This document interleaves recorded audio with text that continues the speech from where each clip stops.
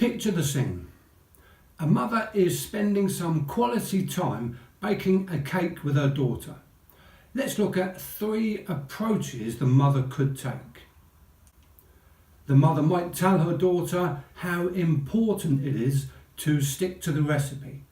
She might measure out the ingredients and organise the utensils, all the while demonstrating to the child how it's done. Of course, she'll let her daughter have a go at mixing and pouring, but she'll advise her at every step, quickly correcting mistakes and taking over when too much mess is made. If her daughter gets frustrated, she'll remind her of how important it is to get things right, so that she'll know how to do it for herself next time. The end result will be perfect cakes, but a child that doesn't enjoy baking. Alternatively, the mother might just let her daughter do her own thing, pay no attention to the recipe and make a complete mess.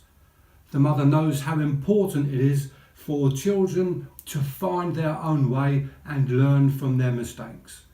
The end result is no cakes and a child that doesn't get anything out of baking.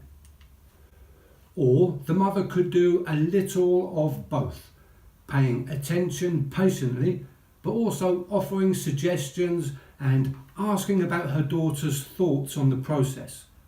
By reassuring her that she's there to help, she's teaching her that she can learn by herself. The cakes won't be perfect, but they'll be her daughter's cakes, and they'll get better every time. We can think of the first of these styles as a directing style.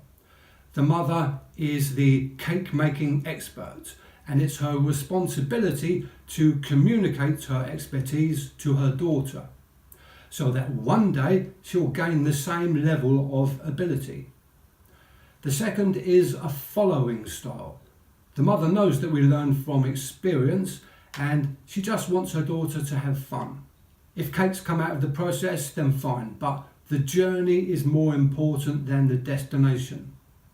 In the third example, a guiding style is demonstrated. The mother is directive in as much as the goal is to produce cakes, but rather than impose her own expertise, she observes what her daughter is able to do for herself and offers her expertise when she feels her daughter might need it. Now we have the styles, let's move to a more specific example of communication within a problem-solving interaction. Your friend is having a career crisis. She enjoys her job, but she's been offered another with more money and better prospects. She feels under pressure from her family to get on in life, but she enjoys the job that she already has. So she's in a dilemma and wants to talk it over with you. This is one of the biggest decisions that people make in their lifetime, and it has to be right. So let's have another look at the directing, following and guiding styles. A directing style might come from the strong opinion that you have about what's best for your friend. As her closest friend, it's your duty to tell her that she must do what's best, which is to take the new job. You get excited for her as you explain all the benefits of taking the new job, and then you persuade her to go for it.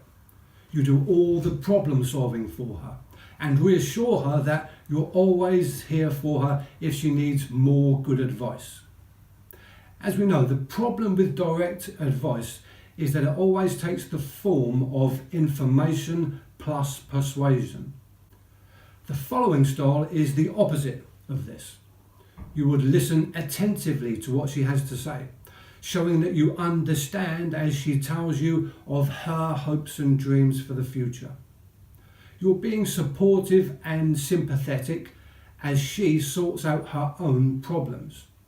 In remaining quiet and taking the time to listen, you're helping her to voice her concerns and become clearer about her feelings.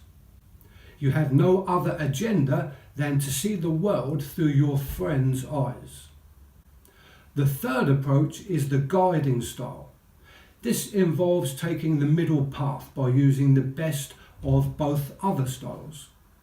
You listen carefully and empathically to understand the dilemma that she finds herself in.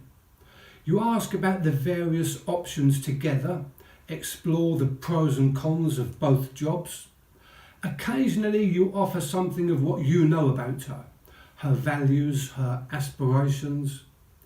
As clarity emerges, you help her to move in a direction of her choosing. This is the style that communicates, I can help you to solve this for yourself. All three styles of communication have their purposes in health and fitness settings, but none are effective when used in isolation. There are times when we need to be directive, such as when we're providing information, but there's a skill to doing this, such that it isn't perceived as giving orders. There are times when we need to follow, such as when listening and understanding the other's perspective. But the skill lies in keeping your client moving in the right direction. Of course, the middle ground is guiding, and that's the most effective for behaviour change in health and fitness settings. And for this to happen, the practitioner needs to be flexible and know how to use the skills of communication. So let's look at these skills.